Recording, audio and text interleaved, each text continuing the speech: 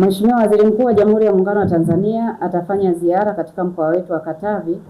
kuanzia tarehe 12 mwezi wa 3 mwaka 2026 mpaka tarehe 16 mwezi wa 3 mwaka 2026. Tunatarajia kumpokea tarehe 12 mwezi wa 3 mwaka 2026 akiingia kupitia usafiri wa anga. Kwa hiyo tutafanya mapokezi katika uwanja wa ndege wa Mpanda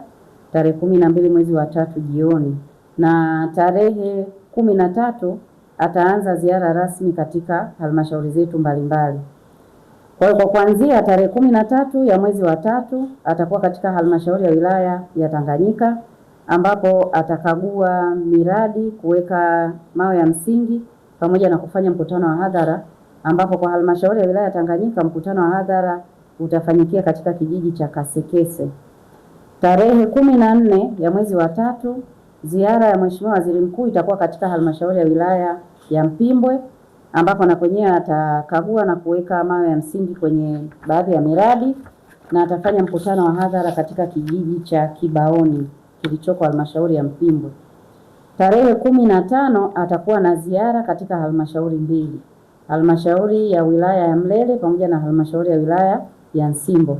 Asubuhi atakuwa katika halmashauri ya wilaya ya Mlele ambapo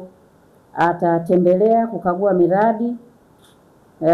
na kukagua shughuli za utekelezaji wa ilani ya Chama cha Mapinduzi katika halmashauri ya wilaya ya Mlele, na baadaye asubuhi hiyo atakuwa na mkutano wa hadhara kuanzia mida ya saa 4:30 asubuhi katika viwanja vya shule ya msingi Inyonga, na baada ya hapo ataelekea katika halmashauri ya wilaya ya Nsimbo ambapo atakuwa na shughuli moja ya kufanya mkutano wa hadhara ambao utafanyika katika viwanja vya shule ya msingi Songa Mbele. Tarehe 16 atakuwa na ziara katika halmashauri ya manispaa ya Mpanda ambapo atakagua, kufungua na kuweka mawe ya msingi kwenye baadhi ya miradi ya serikali, na baada ya hapo atakuwa na mkutano wa hadhara utakaofanyika katika viwanja vya Maridadi ambavyo viko katika halmashauri ya manispaa ya Mpanda kuanzia saa 4 asubuhi, na baadaye atakuwa na mkutano wa majumuisho ambao utafanyika katika ukumbi wa Mpanda Social Hall. Lengo la ziara ya Mheshimiwa Waziri Mkuu ni kukagua utekelezaji wa miradi mbalimbali ya serikali, kukagua utekelezaji wa ilani ya Chama cha Mapinduzi, lakini na kukutana na kuzungumza na wananchi pamoja na shughuli nyingine atakazozifanya ni pamoja na kusikiliza kero na changamoto kutoka kwa wananchi wa maeneo mbalimbali. Kwanza nitoe rai kwa wanakatavi wote